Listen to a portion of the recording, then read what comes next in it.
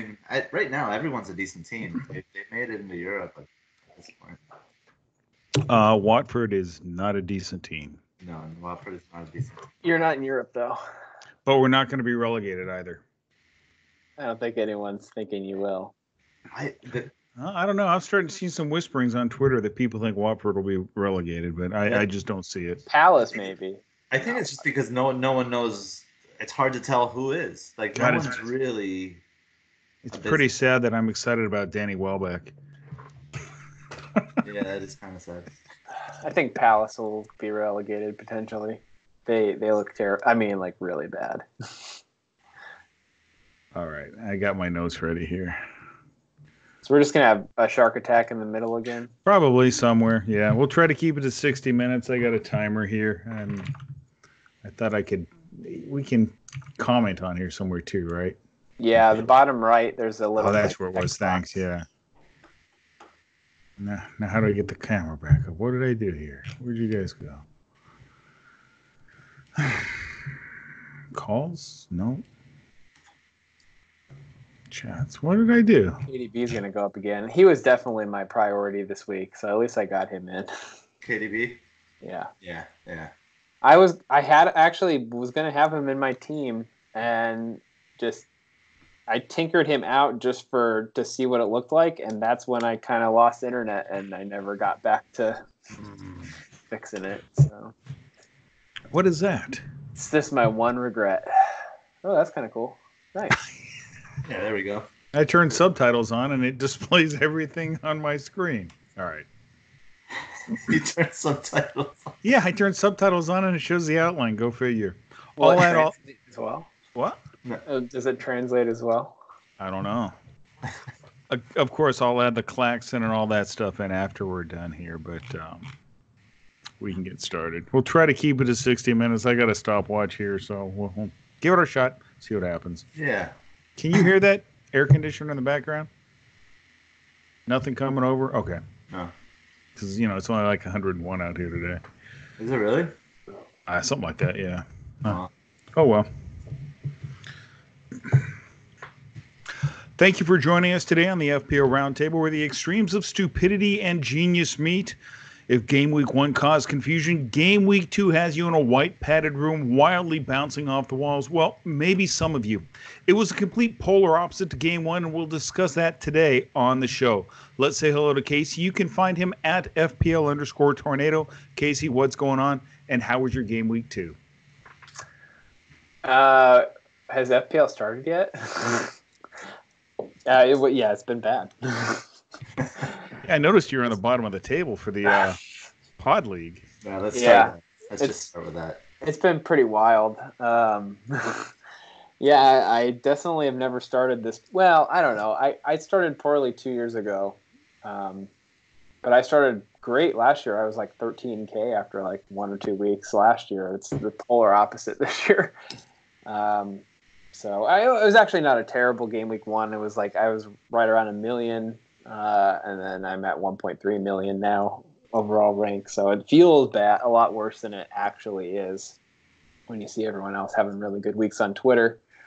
But I've started a new job this week, so I'm just kind of preoccupied with lots of things, which thankfully has kept my mind off of how terrible my team has been doing. Hashtag always Captain Salah. No, I'm kidding. It was 3 points difference. If you had captained right. Sterling this week and owned Salah, it's 3 more points. Like, okay. Also seated at the round table this afternoon is Gabe on Twitter as at FPLNs. How are you doing today, Gabe? And give us your rundown on your game week 2.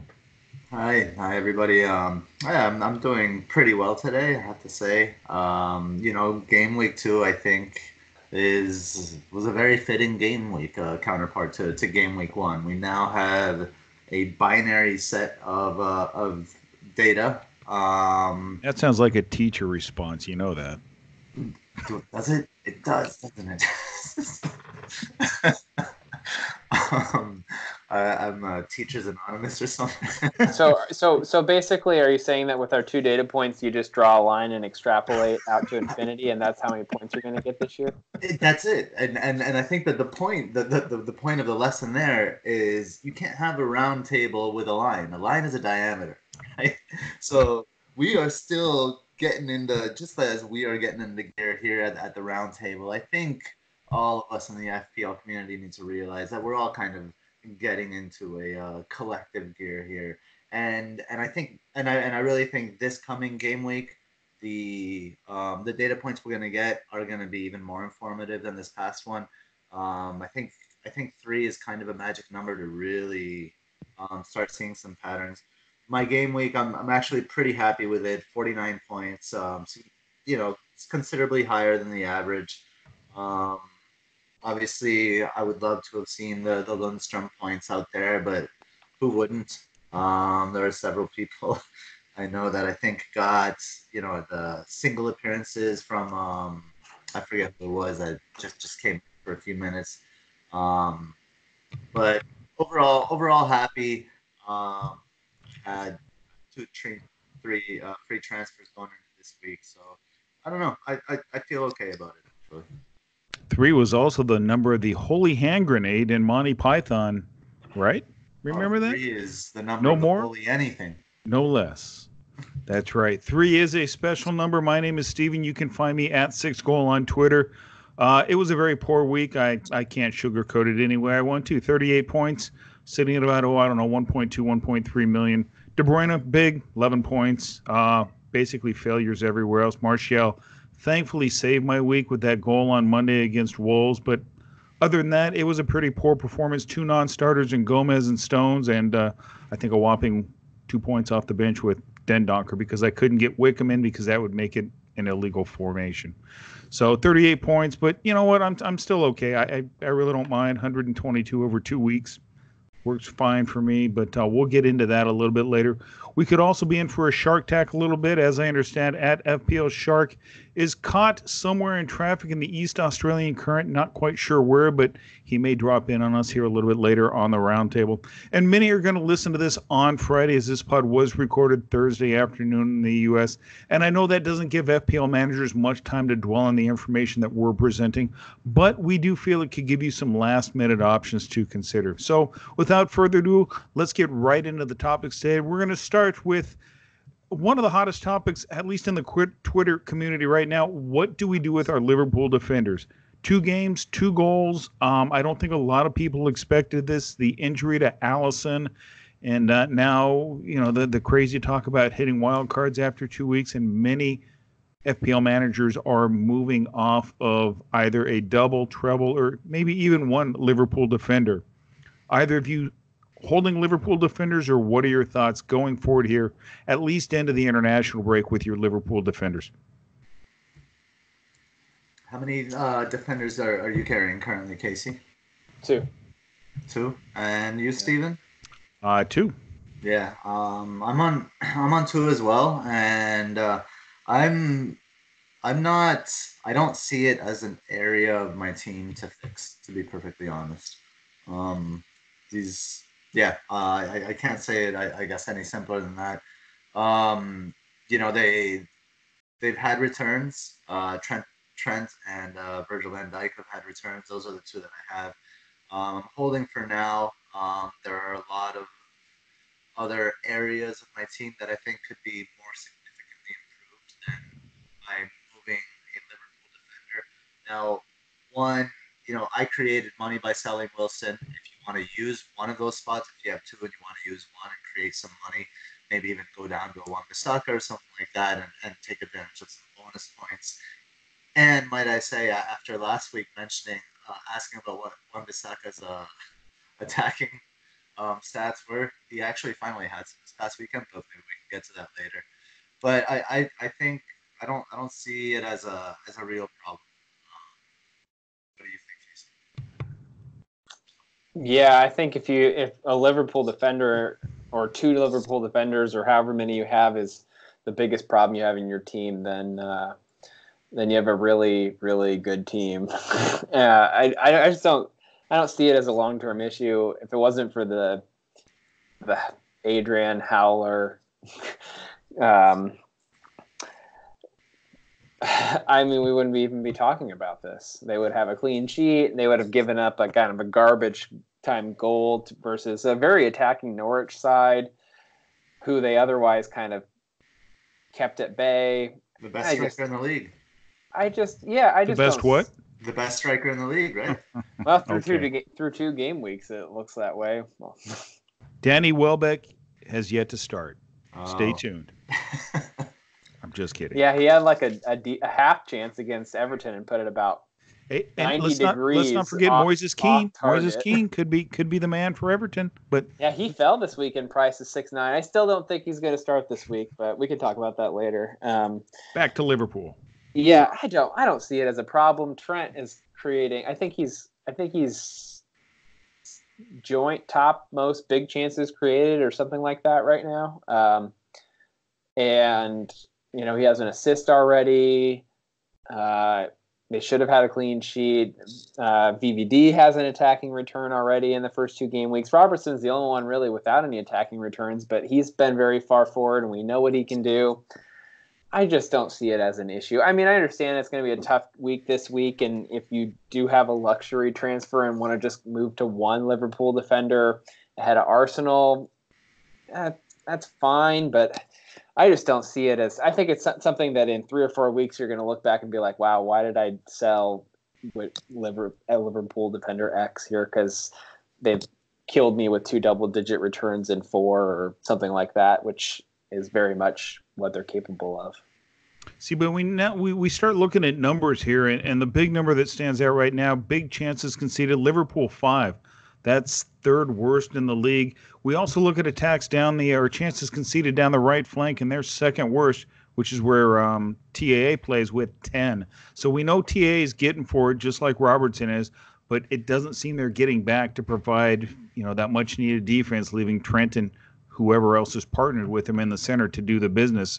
And I do think there is something to say about the decrease in quality at keeper with Adrian in there. Sure, he plays in the Premier League, started for West Ham for a year, maybe 2 number of games, but he's no Alisson, and I do believe that they missed that. The defense, I mean, they look shaky in the preseason. From what I understand, I didn't catch any games, and they haven't looked all that good in these first 2 games. Is there something to worry about? I don't know. I was more inclined to keep Van Dijk over either of the wing backs. I don't know if it's just because of the 0.5 savings, but VVD is where I decided to stay. I went Joe Gomez just to forget the 2 7-point wing backs who are obviously the attacking backs, 2 big point scorers last year. VVD by his own account, outscored both of them in terms of goals, but that's what you get from VVD on the set pieces. So, yeah, right now I'm stuck with Robertson and VVD. Will I keep him? I'm not sure yet. Am I panicking? No, because it's only 2 weeks. But there are some warning signs that I'm looking at, and I'm not sure if I want to stick with them. It's tough because you say, okay, aside from Liverpool, who do we look at? Well, obviously we look at Man City, but you start looking at Man City, and we know they're probably going to be the top scoring team in the Premier League this year, which means why go defensively with them? So now we're looking at having 2 attackers, 1 defender. Would you agree? After that, where do we look for clean sheets? If we're just using clean sheets as the mean for defensive points. Well, I think it's beneficial to use clean sheets as a foundation and as a foundational starting point when looking at defenders. But I think the other clear choice is Everton and Lucas Digne. Everton's has kept clean sheets dating back to last season. Lucas Digne is one of the most attacking, if not the most attacking, defender in the league this season so far through 2 game weeks. So that's a big 3, right? Virgil van Dijk, Robertson or Trent, and Lucas Digne. And then the other 2 spots, Lundstrom, should be nailed in most teams at this point, given the value there. And then you have one to kind of rotate. So I'm So comparing the Liverpool issues at the back right now with issues with players like Ryan Fraser and Ayoze Perez and Wilson and King and Jota and all of these fires, all of these kind of question marks that people invested in. Um, and if you escaped kind of the gates of this season without falling into any of those pit traps, I tip my hat off to you because that's pretty badass. Um, I just see those problems as way more significant than shifting. So I think it's good we have Casey here because, as you both know, I'm not a big Everton fan just because of Marco Silva. I'm warming up to him. I haven't called Richarlison any names yet this year, but I'm having a hard time getting behind their defense, Casey. They have some good individual talent in Pickford. Yuri Mina, who was excellent at the World Cup, if I recall, or maybe it must have been the World Cup a couple of years ago. You've got the old guy Seamus Coleman, and you've got Luka Dean. I mean, it's a good group of players. Is this the year that they're actually going to come together and prove that they're the sum of the parts? Well, they showed signs of that last year. They have the second most clean sheets in the year 2019. True. Behind Manchester City. So, I mean, that's not a small sample of games. That's over half the season now. So for over half a season, they've been the second best defense in the league. And obviously they've lost Idrissa Gueye, and they've lost Kurt Zouma. Of course, Chelsea probably wish at this point they had let Everton have him. But Yuri Mina is a great defender for Colombia. He's just never been great. He just has never had a good run in the team for Everton. So he's a very good replacement for Kurt Zouma. The midfield is a problem. They're kind of betting in a new defensive midfielder in Gbamin, John Philippe. I don't know. It's tough. It's tough to say that. I don't think they're going to finish the season with the second most clean sheets. But are they going to be a top 5, top 6 defensive unit? I think that's probably reasonable. They're a good team in the back. They're well organized. Marco Silva, this is, he's kind of known for organizing teams and positionally helping players. And this is the longest kind of run that he's gotten. He only got half a season with Hull, and he got half a season with Watford. All of a sudden, he's got he over had a nowhere year near the personnel he had at Watford or Hull, what he has to work with at Everton. True. So I mean, he's got better personnel, and he's a really good man manager and a good organizer. He had like 2 months with Steven. Steven like axed him after the. Get out of here, Marco. We don't want you. You're not good enough for Watford. Yeah, he's the snake, but we love him. Hey, speaking of snake, actually, it's a start. Garf has joined us. He's out of the Eastern Australian Current, and with us, Garf. Good afternoon, buddy. We're talking a little bit Liverpool defenders here, and if you decide to move off of Liverpool, what direction would you go? Casey, obviously, looking at Everton, they've been one of the top defensive teams the last half of the year. Any Liverpool defenders? If so, who? And are you looking at moving off of them? Good afternoon, lads. Hope all is well. Good afternoon, Twitter community. Welcome back for another episode. Liverpool defenders. I'm on Robbo and have been since game week 1. And with their turn of fixtures, I'm not getting all excited about what's gone on in the past. It's all about what they're going to be doing in the future. I mean, if Adrian had half and a piece of ability, then that pass doesn't go anywhere other than Rosette. But he's tried to be a bit fancy, and it's cost everyone in the Twitter community a clean sheet for all their Liverpool defenders. If I was to move away, certainly Everton would be a shout. Lucas Dean, or even just meaner for his defensive qualities rather than his attacking qualities. He'll probably get a couple of goals, but he's not going to be it's not going to be a regular thing for him, I don't think. So yeah, I don't see the problem with the Liverpool defence right now. It's just a case of them bedding down, and over the next few fixtures, I think you'll see 2 or 3 clean sheets without a doubt, and everything will be back to normal. And away we go. All right, let's stay on the Liverpool topic here for just a moment. And this was a question that was brought up in our direct messages on Twitter. So we look at Liverpool last year, actually last couple of years, it's been Mo Salah being the top scoring player for that team for the FPL. We've got Firmino, we have Mane, you've got, some outstanding defenders. Has the talisman changed? Are we looking more at Mane than Salah now? I mean, he's $1 million less at 11. 11 million. Do they have a new talisman? I mean, will we see Salah end up being the top scorer for the Reds again this year, or is Mane going to basically pick up where he left off last year now that he's obviously in the starting 11 from this point on? I'll pick this one up because I've recently kind of begun beating this Mane drum. If we date back to last season, if we look at the calendar year of 2019, so if just last season, Mane outscored Salah in fantasy points, 128 to 110. They have similar XG with a 9.01 for Mane and 9.39 for Salah, and Salah has more XA pretty consistently throughout all last year. But towards the end of the year, when you saw the tip of that spear shift a little bit, when Firmino comes and drops a little deep, it's Mane filling that role near and around the box, not Salah so much.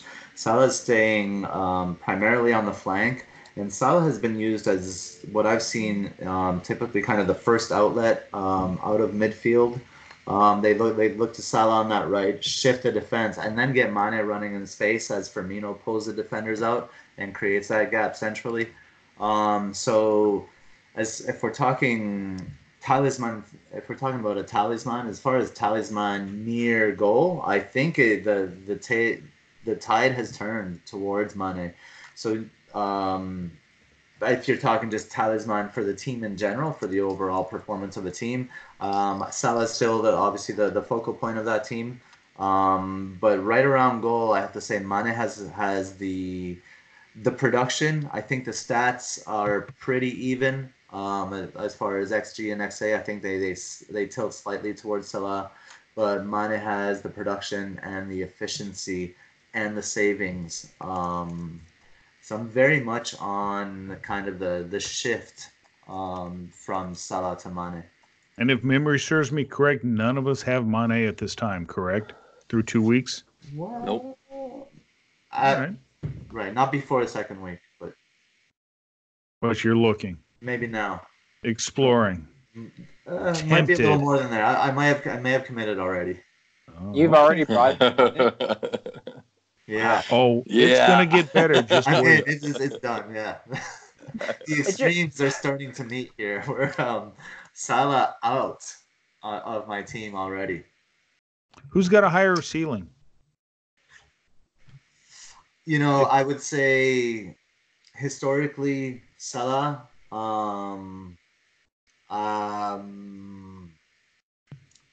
Right now, I don't know. I think it's equal right now. I really do. I see the ceiling as being equal right now. The problem with Mane, and we've seen it in the past, is it's not a problem. It's just the way he is. He's explosive, and then he might shut down for 2 games, and then he'll go again, and he'll come back again. So he's a little bit more sporadic than Salah, I'd say. But certainly for an extra million, that million's going to go a long way somewhere else. And I think you're right, Gabe. I think now's the time. If you're going to do it now. He just seems to be on form, and we look at form, fixtures, and price. I think he ticks the boxes over the next 5 games. Casey, any thoughts on Mane versus Salah, for you? I mean, are you seeing anything that would have you move off of Salah right now ahead of game week 3? No, not really. It's just one game. I mean, yeah, when Mane came back, he was the further forward. Last year, they kind of rotated doing that role. It just kind of depended on the game and the opponent, and I think it was just very much tactical. So just don't. I see it as a very sideways move. I know it frees up $1 million. I don't. I mean, if I was on Wildcard, it would be a way different consideration because you're trying to figure out who holds that spot in your team. I think they're going to probably score similar points this year. I mean, there's always a chance Mane regresses. He'd never had a season like last year, ever. And Salah's kind of done it 2 years in a row. I know he regressed from 33 goals to 23 goals or whatever it was. And that's not insignificant, but if you don't think he's not going to score 20 plus goals with 10 or so assists, I think that's probably wishful thinking. So I just think transfers are too precious to waste one going Salah to Mane. If I was on Wildcard, though, I think it is kind of a toss-up. I mean, if you really do think they're going to score similar, then go ahead and save $1 million and put the extra $1 million in your bank and get Mane. One thing that is interesting about this is Mane is so much more reliable at home. Almost all of his. I mean, I know that he had a goal and assist in their away match, but if you go back to last year, almost all of his goals were at home. So if you really do want to have kind of like I can trust you to be my captain when you're at home player, I think Mane is definitely a better option than Salah, just because Salah is kind of more all over the place with where his returns come. Sometimes they're big returns at home. Sometimes he has big returns on the road, like at Bournemouth last year. It just depends. So he's not quite as predictable, I guess, as Mane. Mane might be a good option if you want to have him as a home captain option looking at their fixtures. So that's something to consider. So I have a couple of stats here that kind of speak to the consistency. One of the things that makes or has made Salah so consistent in the past is his assist contribution. And it's typically, historically been greater than that of Mane, but it's a little bit different this year. If we're looking at last season, so Salah had 1.8 passes that led to a shot per 90 minutes of play, and he had, bear with me here, this is kind of 0.19 passes that led to a goal per 90. Versus Mane, who had 1.3 kind of the passes that led to a shot, versus Salah's 1.8. And then this year, that kind of flipped. So per passes that lead to a shot per 90, Sadio Mane is at 4.37. 4.37 of Sadio Mane's passes per 90 minutes lead to a shot on target for Firmino or for Salah or for somebody else. And his passes that lead to goal per 90 is 0.87. Given because of his assists, and he didn't play many minutes in the first game. So I kind of think that that's also supports the shift in the talisman, because Sadio Mane is being looked to not only to score goals because he is more involved around the box, but also to lay balls off and to create assists. That I just do see that as a trend this year. And so typically you don't want to make sideways moves. I actually see it as a little bit of an upgrade, and it created the money for me to go from Ayoze Perez to Anthony Martial. So within a larger context, I think it's also important to take into account a context like that. So one of those websites I always consult I don't know why. I just do. It works for me. Fantasy Football Fix. Sadio Mane owned by 14.2 across FPL. Salah owned by 45.3. If you look at the top 1,000, Salah owned by 41.2. And Sadio Mane owned by just 3%. Mm-hmm. So can you afford not to go with Salah just because of the ownership numbers? I can if I believe that Mane will outscore Salah. All right, fair enough. Let's keep the round table rolling. Okay, you like that? A little segue into our next segment here. Are managers panicking? I mean, we've seen some crazy shit on Twitter this week, which, I mean, Twitter's crazy to begin with, right? And maybe it's not as bad as Reddit. I don't know. I don't follow Reddit. Facebook is like yesterday's news. But should we be looking at weekly averages over 2 weeks rather than isolating a big first week or a poor second week? For me, I'm on 122, so I'm averaging 61 points a week. I'm happy with that. I'll take that all year long. Casey, I know I don't want to push you in that direction. I know you're in last place in our league, but let's start with you. Should we panic after 2 weeks, or can we turn things around and raise that weekly average up to a level that's sustainable throughout the year to, maybe put us in contention for a top 10,000 finish or whatever your goal may be for your overall rank or your points per week? Well, it's tempting. It's tempting to panic, especially after you have, you're looking around you and a lot of people are doing very, very well. They might have 20 or 30 points on you already, but the season's new.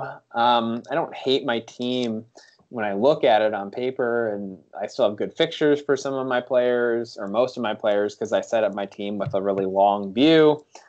But yeah, I mean, I can't lie. I was definitely considering the wild card for some restructuring and some tinkering to get in some players like Harry Kane and Anthony Martial and Kevin De Bruyne. Maybe a United defender just because they have a really good run of fixtures. But then when I kind of looked at it and said, I could get to Kevin De Bruyne with my free transfers this week. I can get to Martial next week with my free transfer. And there's no guarantee that Martial is going to outscore Richarlison, who's kind of that price point in my team right now. So that's not really worth a -4.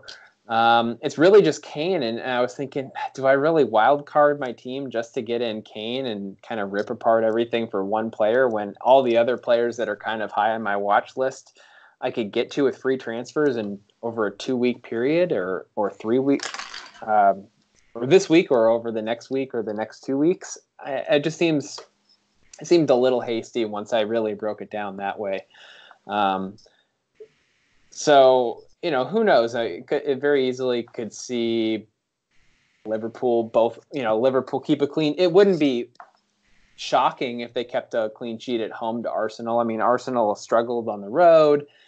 Liverpool are great at home. All of a sudden, throwing a Robertson assist there, you're looking at everyone just completely, I don't know, panicking that wild carded this week if they took a lot of these players out and all of a sudden in the third game week of the season they start performing, which two game weeks is just such a small period of time to look at a player and say, man, they're just bad.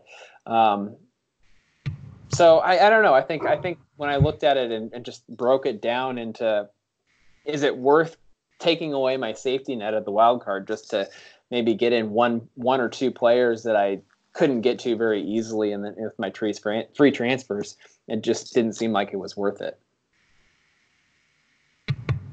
Garf, any thoughts? Yeah, that's fair. It's very early for me. You can't win anything in 2 weeks in this game, so it's probably time to pump the brakes and actually take stock of the 3 months that you spent looking at your team prior to game week 1. You didn't plan that team for game week 1. You didn't plan it for game week 2. You're probably looking out 3, 4, 5 games ahead. So there's time to take stock and just consider it. It's easy for me to say I've had relatively decent couple of weeks, but now I'm looking at my team and I'm thinking my back line this week is up against Aston Villa, Crystal Palace and Newcastle. My midfield is against Sheffield United, Bournemouth, Crystal Palace and Burnley. And you own Ross Barkley. Is he like your new Andre Herrera?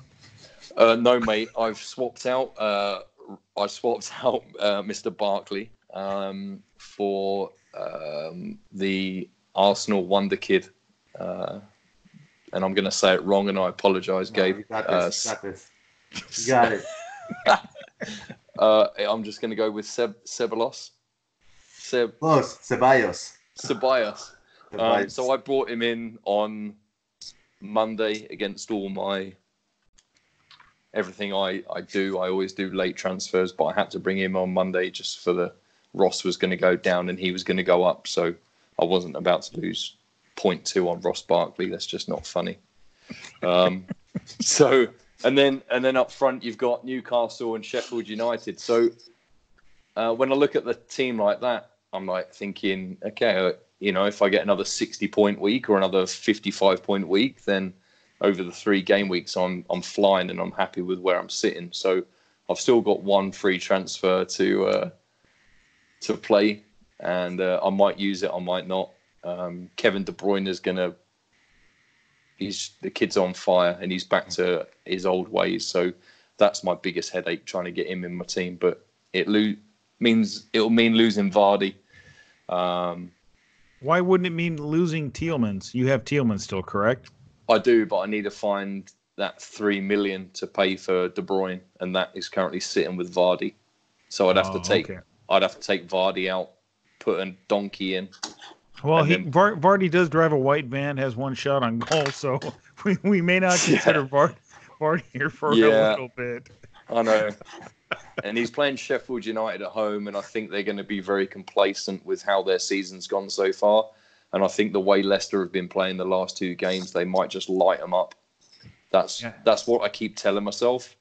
That's why he's going to stay in. So. All right, let's continue on to our next topic, which probably sort of comes full circle with what we were just talking about. See what you did there, circle. I like it. Well done. Yeah. What about you, Stephen? No, you need to tell us why you hit the wild. You need to come clean here. Yeah, I wasn't going to bring that up. We're all talking about that later. You're over here. Yes, I already the red button. Our managers panicking when they should be looking at their average points over 2 weeks. Yeah, I'd agree. Was I panicking? No, I was not panicking. One thing I did not do this year is I did not set when I was going to use a wild card. I look back to last year. After 2 weeks, I hit the wild card because I had no premium for it. That was the main reason I hit for the wild card last year ahead of 3, because we saw Sergio Aguero hit for a hat trick in a 6-0 win against Huddersfield.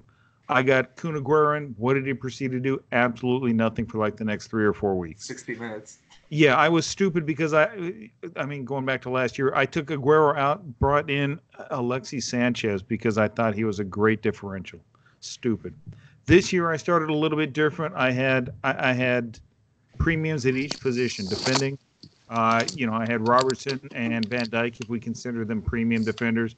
In the midfield with Salah, with De Bruyne, I know 9.5, but I still consider him a premium. Then up front, I stuck with Kane because that allows me to make one move, drop whichever premium I would need to do to fund any sort of a change. I rolled my transfer week 1 so yes, I did lose 2 transfers ahead of game week 3, but it wasn't out of panic. This is what I did last year. It worked. And I was looking at who I didn't have, and the number that scared me was Raheem Sterling ownership in the top 1,000, 97.6%. So that's 970 people out of the top 1,000 who own Sterling. Sterling hits as a captain, you're sunk on the week. I mean, that's how I was looking at it. So I figured I need to get Sterling in. I already have Kane. I already have Salah. I already have De Bruyne. I'm going to make this happen. Sure, I had to downgrade my defense, which did include Van Dijk, which did include Robertson. So did I jump ship on them too early? Quite possible. Am I going to have any regrets? Maybe. We'll have to see. We don't know that now. That's just something I'll have to wait and see. But I'm still happy with the defenders that I do have. I still have a Zinchenko from Man City. I did pick up Michael Keane from Everton. And I decided to go with Wan-Bissaka. I was either wavering between him or Maguire. Looking at the bonus points is what sort of pushed me over the edge for your AWB is going to get more bonus points than Maguire is going to get goals to offset the difference between the two. So I went Aaron Wan-Bissaka. He has looked good. So, I still have a fairly stout defense. And I've been impressed with Mason Mount. I can't lie. I've watched him 2 games now, and everything he's shown, he's been very impressive for a very young kid. Lampard's high on him. He's excitable. He's quick. He's got some excellent ball skills. He looks hungry. He looks like a player who wants to retain the position for Chelsea. And I don't think we've seen that from a lot of the other players on that Chelsea team. I mean, if that were the case, Alonso would still be in the team as a left back. He's not. He was replaced by Emerson. So I'm high on Mount. And yeah, I did join the Pookie party. I feel bad about that because it just doesn't feel right. He's got the most touches in the box or shots on goal or something. So you know what? Yeah, what the hell? Let's just go with Pookie here. I'm not a big I'm not a Cantwell fan, but at 4.5, do I take Cantwell from Norwich or do I stay with Dendoncker from Wolves?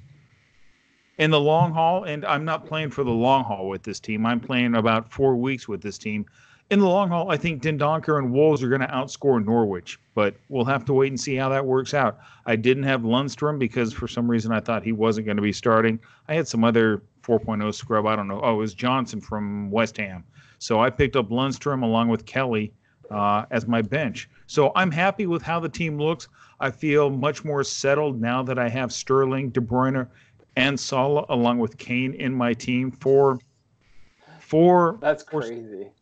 It works so. It on paper it looks good, but then again, everything on paper looks good, right? I mean, so I didn't panic. I played my game, and it just so happens that, like last year, after 2 weeks, I decided to hit the wild card and basically start new from game week 3. My overall rank didn't worry me. 61 points, like I said, I was happy with my weekly average. So this was an aggressive move from you. You weren't looking at it as a panic move. No. You're looking at it as an opportunity to kind of catapult you and get you an edge on other people. If I stick with the captain on Sterling, I mean, honestly, he could come out and hit for 2 or 3 goals real easy. De Bruyne drop in a couple assists. I mean, I've got great matchups this week aside from Salah, so we could be right back up to another 80 or 90 point week for game week 3. But, as long as I get 60 points, I'm happy. So, I mean, that's why I hit the wild card. I detailed it on my post today on my transfers for game week 3 because there was a lot of talk on Twitter that, you're not playing your game. You're being forced into it. Everybody's forcing your hand. And it's like, you know what? I'm not in a panic. I was happy. I mean, I even wrote about it. If I get 60, 61 points on the year, a week, that's a great score. I mean, it should put you in the top 100,000. You hit your captains, you use your chips outside of the first wild card wisely. I mean, you could easily bump that average up to 64, 65, and you're right there in contention in the top 4, 5, 10,000 players in the world against 6 million, which is awesome. So that's why I hit the wild card. That's where I am. I'm very happy with how the team looks, minus 1 player, but going forward, he's a 4.5. He's not going to play. Well, he will play this week, won't he? He will play this week. So, we'll just deal with it and run with it and see what happens. There are a couple advantages I see to the wild card right now. Is one, this week was a week of price fluctuations. So that was, I think, certainly one advantage to wild carding. Secondly, the just value, getting good value for players that you see are in form, and then thirdly, and kind of taking advantage of that value for longer than people maybe that hold on to the wild card. And thirdly, I think there are also several people taking hits this week. I will say one more thing. I wasn't scared, but I didn't own Raul Jimenez last year. I never bought into him, and by the time I looked at buying into him, I couldn't afford him. So maybe that's one reason I jumped on Timu Pukki so early. Yeah, he had gone up 0.2, but yeah, I mean, he could double rise. Now, he hits for a goal this week against Chelsea, guaranteed. He's going to rise again. Lundstrom was another one. We saw Aaron Wan-Bissaka last year, a $4 million darling. Lundstrom's doing the same thing. So maybe, maybe there is a little bit of panic in, okay, I got to get in on these two players. Lundstrom, honestly, probably not going to start unless I move to a 4-4-2. Against Leicester, I don't think Lundstrom's going to start, so he's going to be number one on the bench. So he's a good first bench option. I had him at first bench this week, and yeah, you're exactly too bad right. I didn't get the points from. All three of you had him on your bench in number 1 or 2 spot. But, he's exactly. He's perfect for the bench right now, and that's where he's going to stay. And, depending on, I guess, a matchup between the Blades and Norwich City. Yeah, thanks. I'll hit that panic button right now, Garf. I appreciate it. I could rotate between Cantwell Punch and your screen, Lundstrom. Steven. That's how you hit the panic button. Looks good on paper. Everything looks good on paper. So if panic is stupidity, then what is considered genius? How do we recognize that sinking ship, or how does one distinguish if you're sinking after 2 weeks? I mean, I think the genius move is to quit FPL and we won't drop letting any it take names up on your this whole podcast. life. I think I labeled him Bobo the Clown in my article, but yeah, we won't drop any names on the Just on rage the quit after 2 weeks. I mean, I'm done. every week should be 80 or 90 points. If it isn't, then why are you playing? But yeah, I think back to your earlier point, Stephen. I think it is, in a sense, genius to use kind of a lifeboat, or as a catapult, as something to propel you, something to give you that extra edge, rather than something to save your ass when. Yeah, and you know what sinks my ass? A shark. Not this shark. This shark's got your back. Oh, you're safe. It's quite delicious, actually.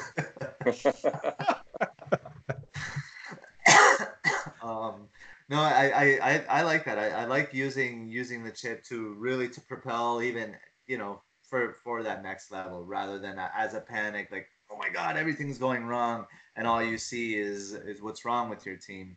I think realizing things like, I had a game week 1 rank of 750K and a game week 2 rank of 1.2 million.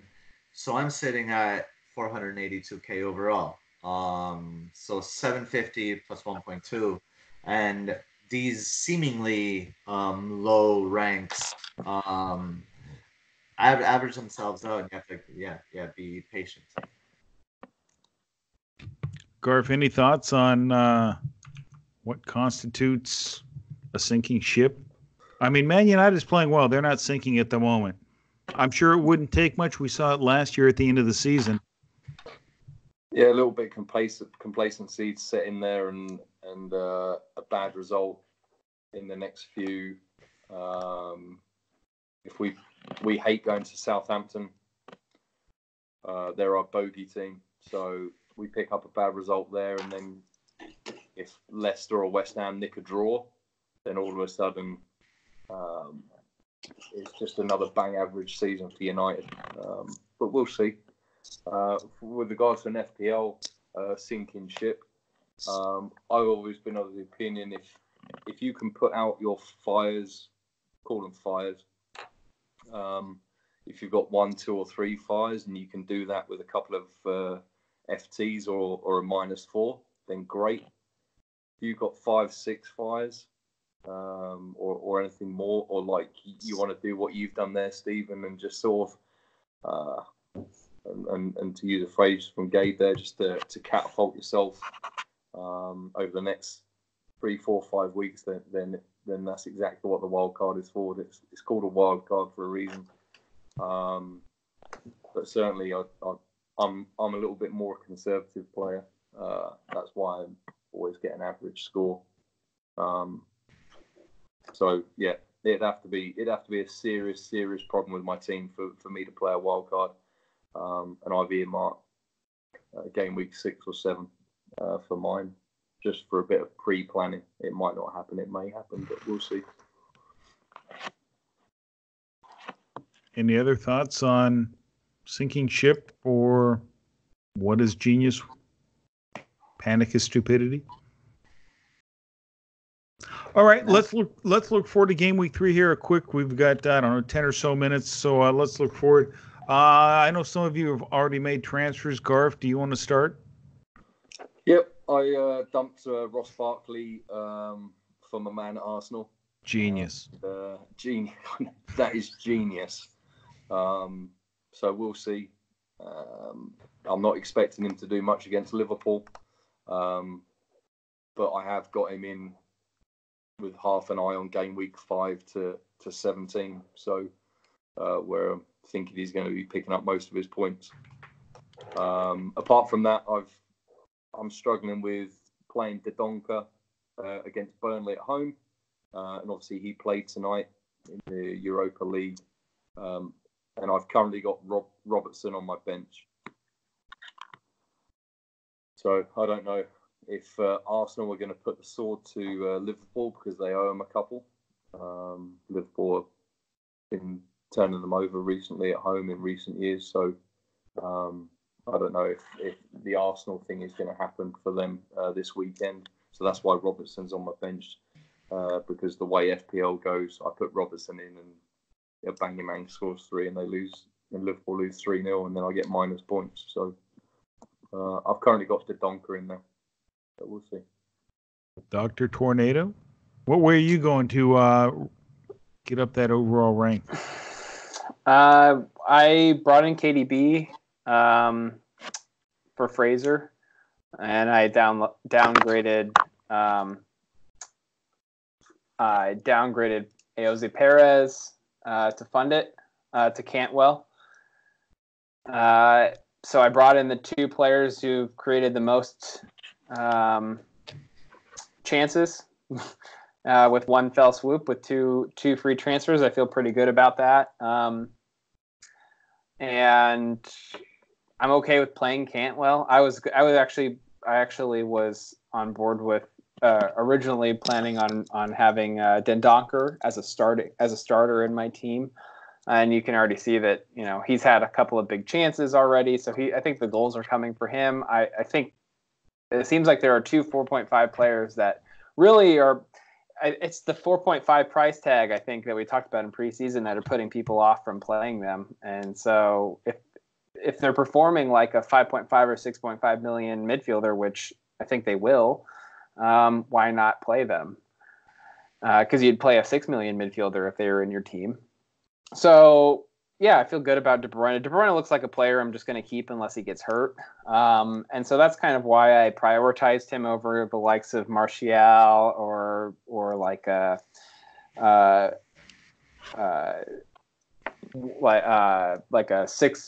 the 5.5 or 6 million players like Mason Mount or Ceballos. Those players look good. I think I want to scout them a little bit longer before I bring them in. And they're certainly not priorities like I think KDB was. So I think that's kind of my plan, is just try to use my transfers to maneuver my team to get players I don't think I foresee myself dropping for any time in the future. So I think that's kind of just going to be the goal from here on out, is just trying to move to players that are super long-term holds. All right, and finally, the ghost of Rondonaldo. Gabe, what are you looking at ahead of game week 3? Well, I've made my transfers. I had 2 free transfers, so played a mini wild card and transferred out 3 players. I was not satisfied with my investment. Basically, I wasn't satisfied with my points per million for Wilson. So I got un poquito más. And joined that party. Also, what else did I do? I transferred out Ayoze Perez. Despite the good fixture coming up, I wasn't too happy about doing that. But the rate of increase of Martial's price, and which was the same kind of reason for Pukki doing the transfer so early, is that rate of increase, we were looking at a double increase this week. And they were players I wanted anyway. So I So I got Martial in for Perez, and I funded it by going in part by going Salah to Mane.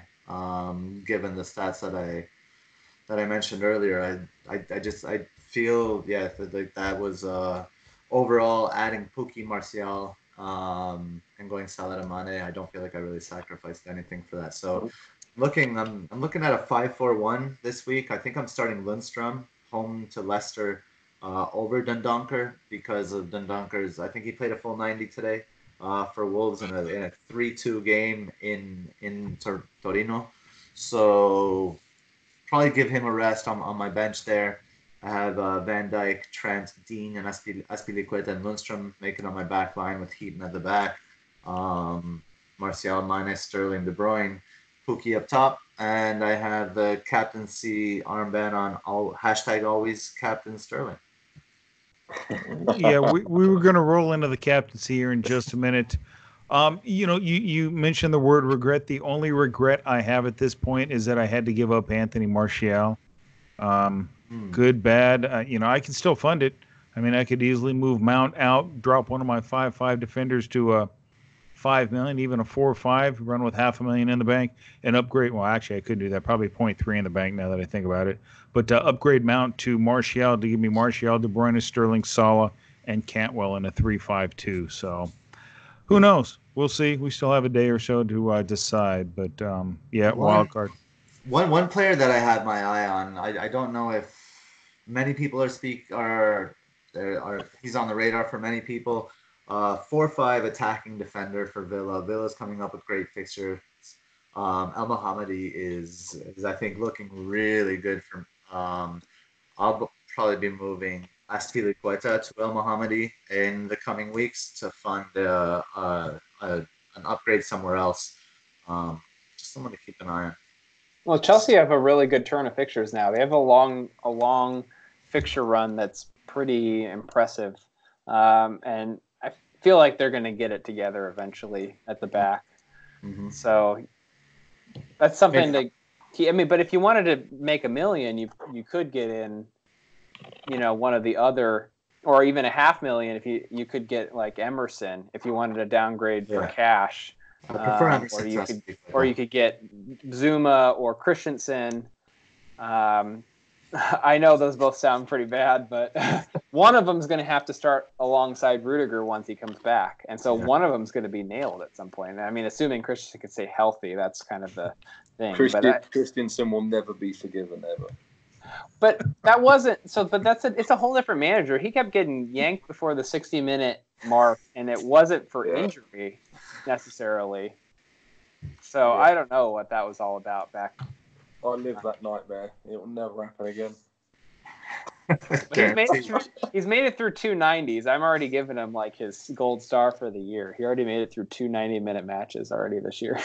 There's the kiss of death right there.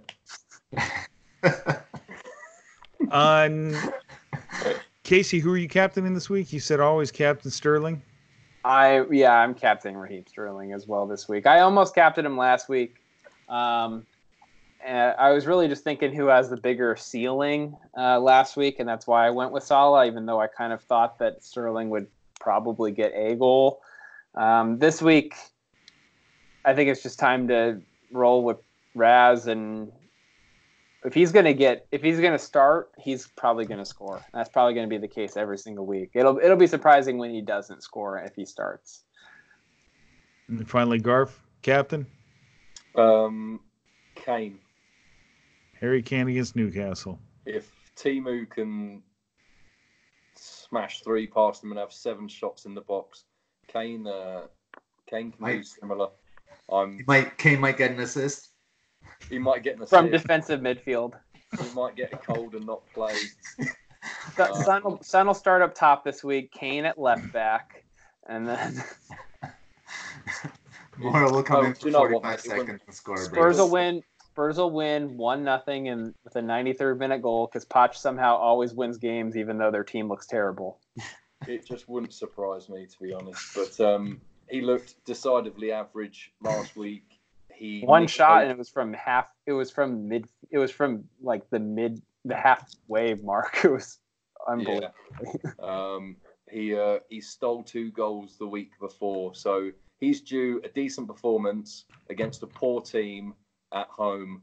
I think everyone's going to be on the Kane bandwagon come this time next week. I think so too. That was one reason I considered wildcard, because looking at Spurs fixtures and Kane in game week 1, even though all of his goals were late, he was shooting on sight, and that's kind of the first time we've seen that in 2 or 3 years. So he actually looked healthy. It's actually only in the second half, only in a certain period of the game. The first half, once Eriksson came on, that was really what did it in game week 1 for him.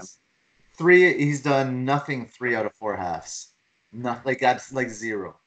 Yeah, but 2 of those halves are against City. Yeah, but Pookie. Yeah. All right, in the last few minutes we have remaining, let's take a look at the mini league extremes of stupidity and genius. Top 5. Well, none of us are in the top 5. Gabe is the closest, up a couple of spots to number 8, but currently at number 5, headed down is Alan at FPL on 135 points. What was that? Alon. Alon, I'm sorry. I'm trying to pronounce it like I'm American here, and I know it's from the U.S. Number 4, S. Blake. I don't know his first name. I'm sorry. At that FPL pod. What? We'll go with Steve. Sure, Steve. Sam's, Chuck, whatever. I'm sorry. So that FPL podcast, number 4 with 139. Brandon Kelly of Always Cheating, down 1 spot to number 3. Jacob Close, not sure what the hell he is doing, Always Cheating, up to number 2, actually tied for first with 148. That's a dive. What did I say? Just wait till PSLs come out in a week and a half, and Jake will forget about FPL. Yeah, I can't even remember. That's pretty bad. And then we have Mars on top, 3 Amigos, 148 points. But looking at the weekly totals, nobody really had a big game. 58 was the top. That was Jake with another 58 points. But so far, I think it's been pretty popular. Everybody in the league having a good season so far, except for me and Casey. So we'll have to do something to change that this week. I still don't see Garf. So Garf, unless you're like 15 or beyond Casey, what are you doing? I don't know, mate. I don't know. Can he get you in the league, Garf? He left this league to join another money league. I guess so. I guess we're not big enough. Leave the league. Well, if we're gonna mention the genius half of this league, I think we should mention the bottom half as well. The stupidity half. Since I've been, I guess, known to throw other pods and fans under the bus, I'll take that role here. I'll bear that cross. And actually, we have a brilliant 3-way tie for last place. So this is quite a special moment. I get to throw 3 people under the bus for being equally terrible compared to everyone else. The first person I'll do is Matt Williamson at the FPL Footy Show, doing among the worst in our pod league here. Fans, he needs some help. Help him out. It's gotta be a treat. And then my favorites, the Miles Offside podcast people and their fans, keeping them in the gutter, keeping them in the gutter there with 119 points. And then last, certainly not least, the furious Tornado himself, the stupid Tornado. It's just stupid Tornado. Casey, our friend Casey, with 119 points, bringing up the rear. Bringing up the extreme of stupidity in the league. Just giving everyone a head start. There you go. 1 week can make a difference, and we wish all FPL managers and those within the extremes of stupidity and genius league all the best ahead of game week 3. Games start tomorrow, Friday, so get your team finalized before the deadline. Is Aston Villa host Everton around lunchtime for those of us here in the U.S., and looks to be a pretty decent match. Hopefully Everton finally get on the scoreboard with some more points. But anyway, that's it for me. Any last words from any of you guys before we call it a podcast? Is Lucas Dean going to start? He's available for selection. Spoken Right. like a true Well- manager. Yeah, thanks for the sitting on the fence comment. That's great. Is he going to start, Case? He read that comment. You can read that comment. I think I think he'll start. Okay. 100% he will definitely start.